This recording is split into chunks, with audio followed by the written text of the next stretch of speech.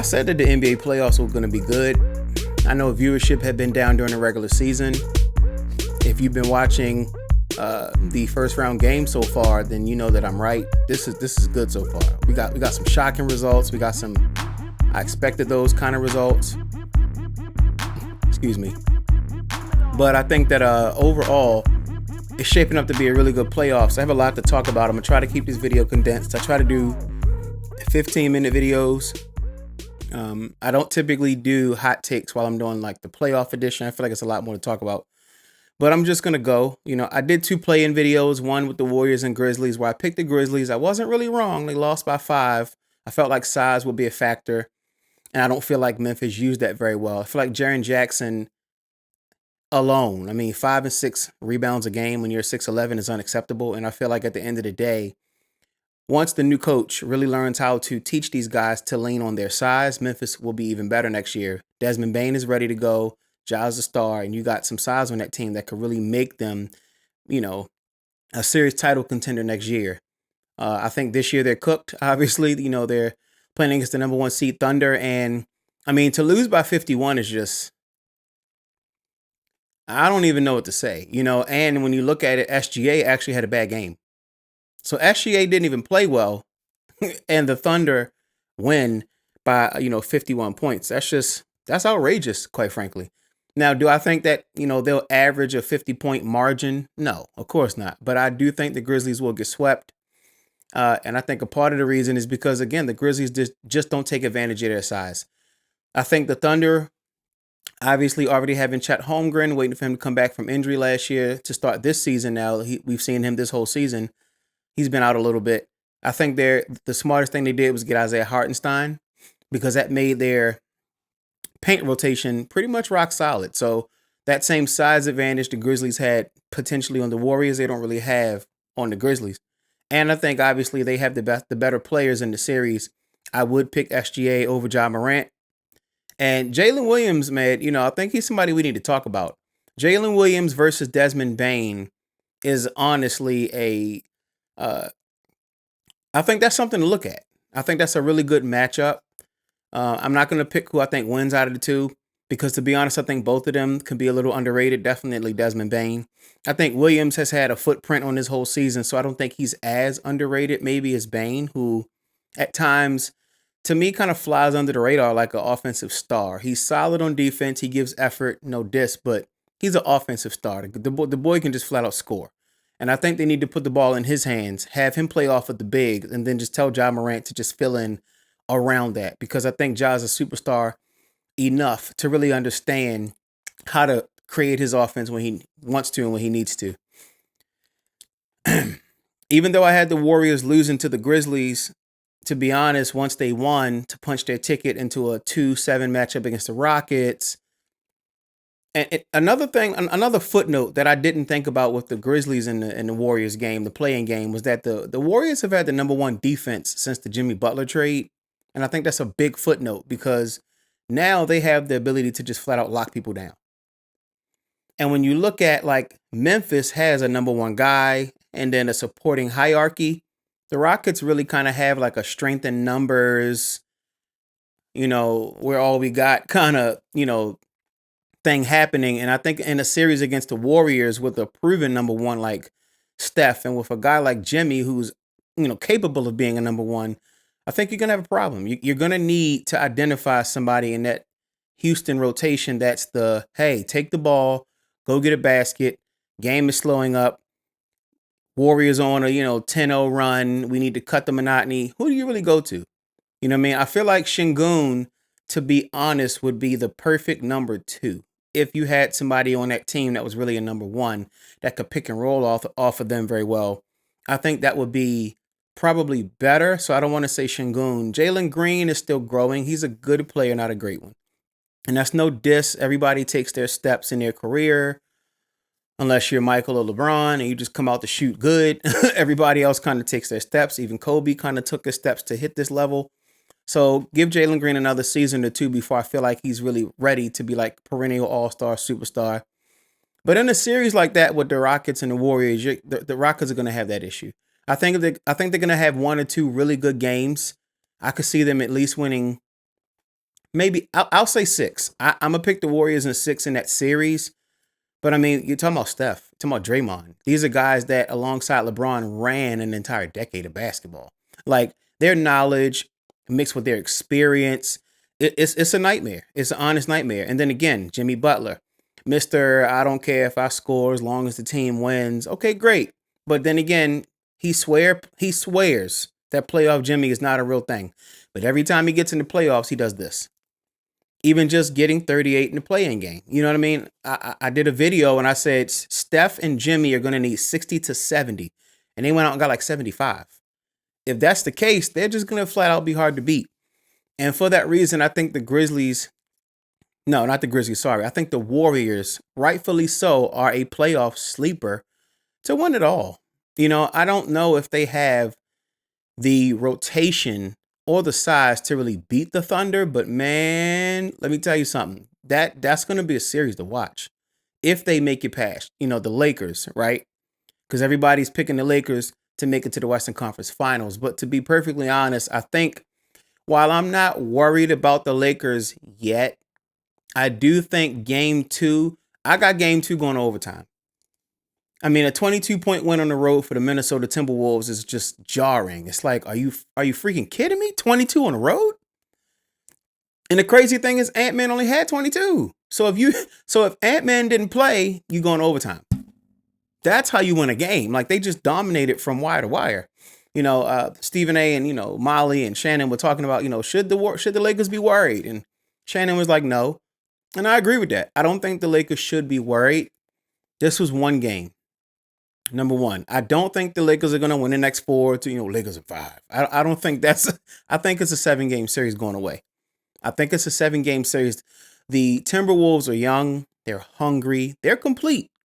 I think if Julius Randle can have this kind of game, 11 shots, 12 shots, 13 shots, Julius Randle can't look for, 20 shots a game. And that's what I was really worried about when they traded him to the Timberwolves and got rid of Cat. I was really worried about, would Randle be okay fitting a role, right? Like, I tend to predict things that actually happen. So like I said, the Knicks needed to get rid of Randle because I felt like he would be the kind of guy to poke out versus fitting in.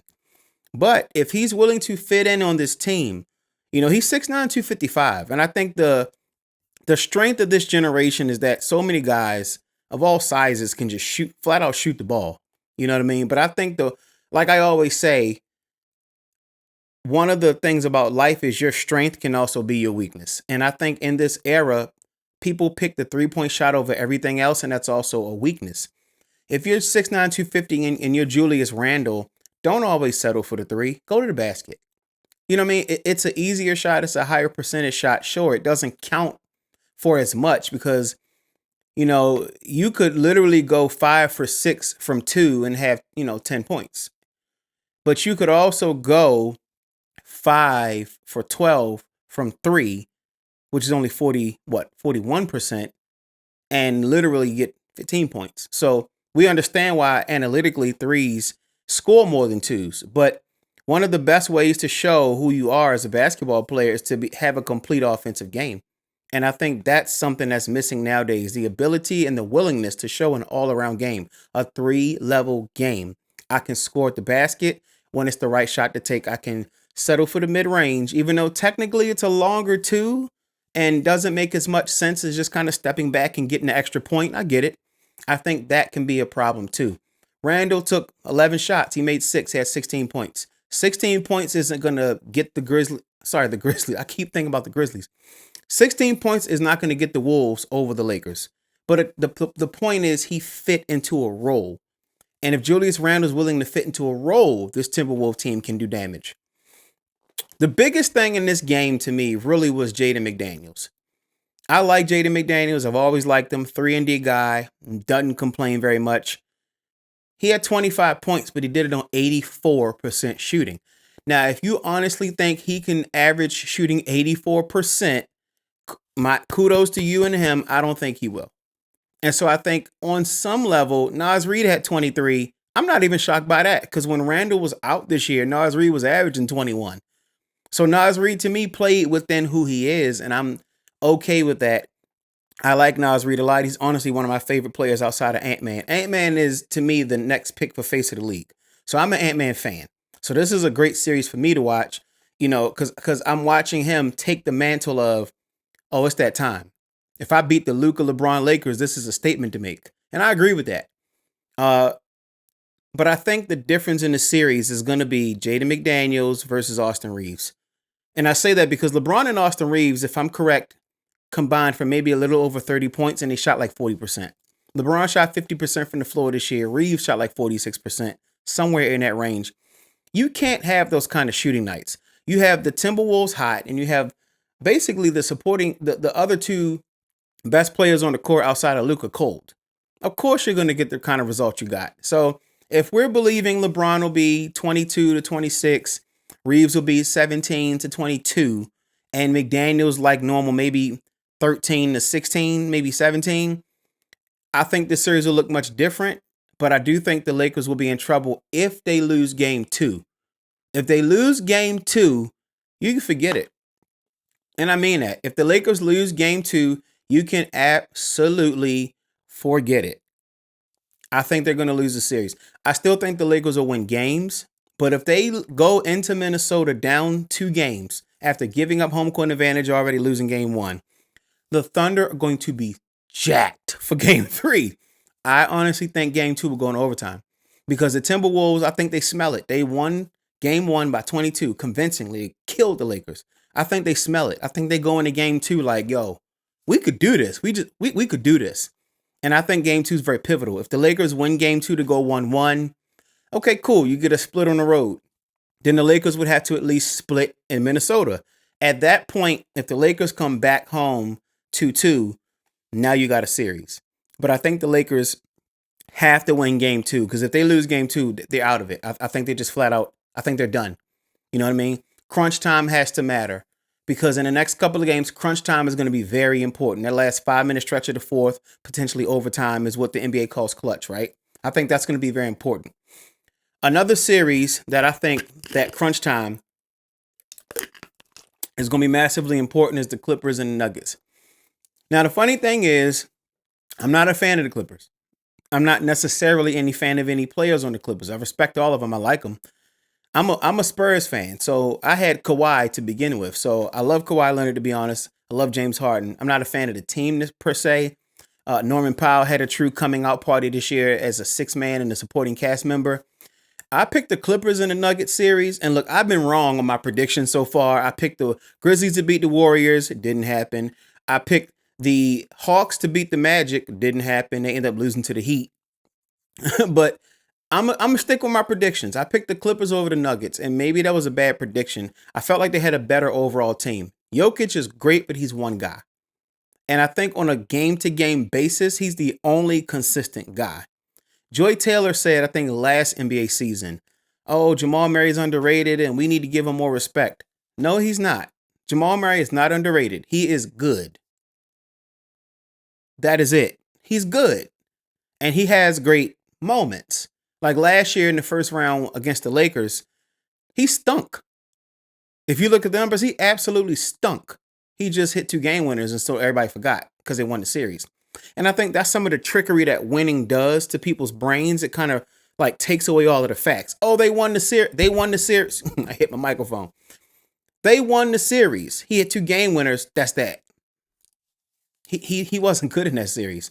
And unless Jamal Murray can honestly be great on a consistent basis, the Nuggets don't have a chance to win the title. Because again, Jokic's size is great. It's not going to matter against the Thunder. It's honestly not. It's not going to matter against the Thunder. So I honestly think they need to think about that. Who's going to be the guy to really step up outside of Jokic on a consistent basis? If Christian Brown and Aaron Gordon can both commit to 15 to 17 a game, the Nuggets have a chance, just like any other team in the West, to win the title.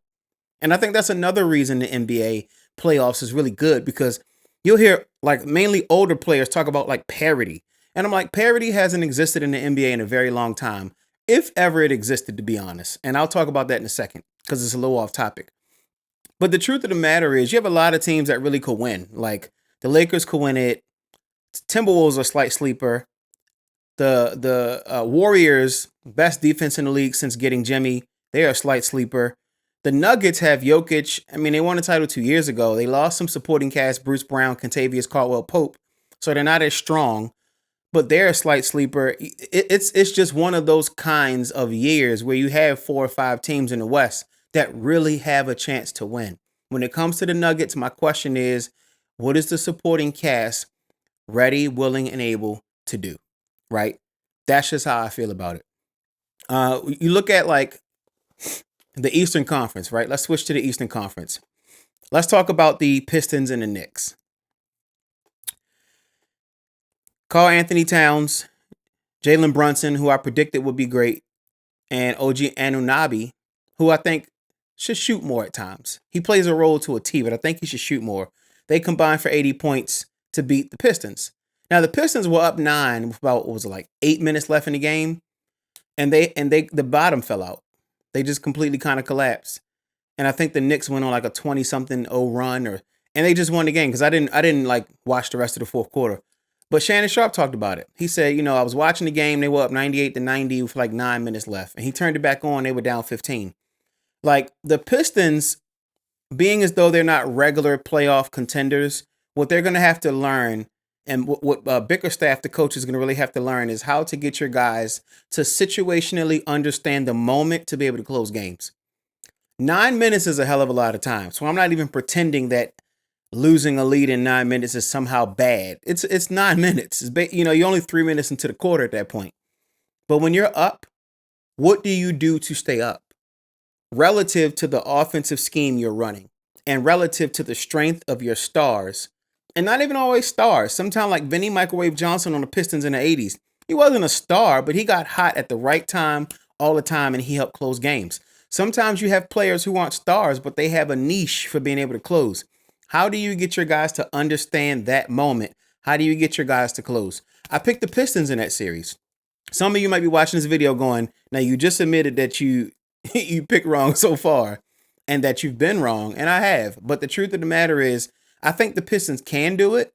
I do think the Knicks are more talented, but I'm going to stick with my pick. I'm going to say in that series, I'm going to say Pistons in 7. I think the Pistons can get that series in 7, but it's going to be educational. How do I get these guys who now have made a step? Last year by March, 9-35. This year by March, 35 wins. They already have, like seriously, the Pistons lost in a sweep. Nobody would bat an eye because it's the Pistons. So what? They lose all the time. I would give them kudos and credit. Kate Cunningham, 25-9 this year. Bickerstaff, to me, coach of the year right there. You got to give them credit. This would be an overwhelmingly accomplished and positive season for what they have been able to do in looking at last year, in comparison to last year. I'm going to pick my Pistons, but it's really going to be about, and you know what, Jaden Ivey, still out. Jaden Ivey's still out. That would help if he was playing, right? I didn't even think about that one. But you play with what you have, and you go out there and you try to produce your best. For me, that's what I think it's about, the education of the young guys. How do I get them to recognize the moment and do the right thing at the right time? Because as humans, and I was watching some Anton Daniels videos earlier talking about parenting. One of the hardest things to do as a parent is to show your kid what you think will work and watch them do something else anyway. And it's hard because it's like sometimes they're going to be right. But sometimes you're going to be staring at them like, yo, I really told you what was going to happen. And I'm comparing that to being a coach because it's like coaches get fired all the time when their players just decide not to listen. Well, what was I supposed to do if I ran the play? Like Gary Payton recently admitted, and you could quote me if I'm wrong, Gary Payton recently admitted he ain't learned no triangle in LA. He wanted to do his own thing. Okay, but just magnify that for a second against the backdrop of any any player that played in the NBA. They all had some kind of knowledge tree at some point in their lives. Well, what if what the coach is talking about, they just don't want to do? I mean, we've even heard LeBron talk about that. David Blatt, when they played against Chicago, what was it, game 4? David Blatt was like, we're going to run a play where LeBron inbounds the ball and we're going to get the ball to Kyrie. LeBron was like, we're not doing that.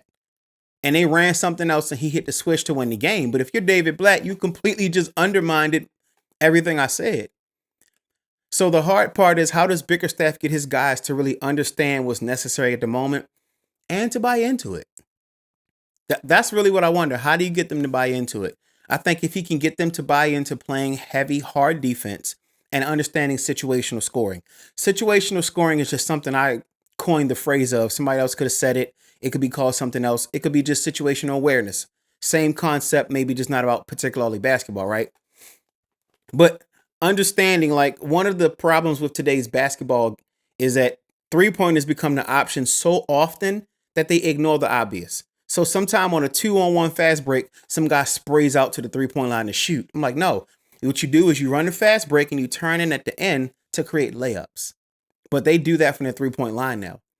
I can't tell you how many games, playoffs, play-in, regular season, where I've seen guys come down and jack a three up on a fast break, or not even a fast break. Everybody's coming down, but the majority of the players are trailing the guy with the ball. And sometimes his teammate, and he comes down and sprays out to the three-point line to shoot a three, and they're down one with like 2 minutes left. And I'm like, that was an unnecessary shot.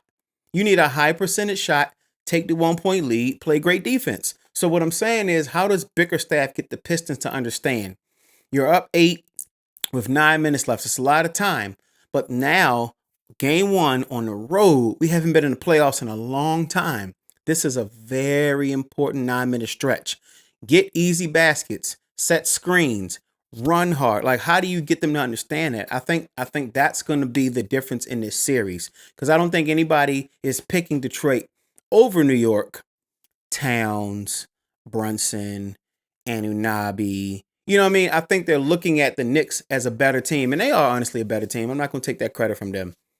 But I think the Pistons can sneak them. And the Pistons play tonight at 7:30. I'm going to be watching because I really want to see them choose to play excellent basketball and shock the world. I really do. To be honest, I'm not going to talk too much about the Orlando-Boston series or even the, Cavaliers Heat series. The Heat don't have anything coming. The Cavs should win that game. The Cavs, should win that series in 4. That series should be over in 4 games. I could see Orlando, because Orlando had a top 12 defense, which means they basically were one of the better teams on the higher side of defensive execution this year. I could see them sneaking maybe 1 game. So I'm not going to call Boston-Orlando a sweep. Cleveland-Miami, that should be a sweep.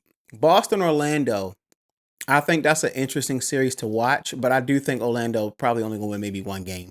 Because even though Orlando is good, they're finally good. They made the playoffs last year. They made it this year. Orlando should make the playoffs next year. I still feel like they're either one guy truly becoming a superstar or getting a free agent superstar away from truly being like, y'all don't sleep on us. We got something to say here, right? And then as far as the Milwaukee and the Pacers series, I'm not really watching that series either.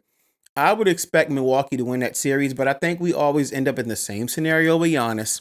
Uber talented, underperforming. And I even talked about the 2021 finals run.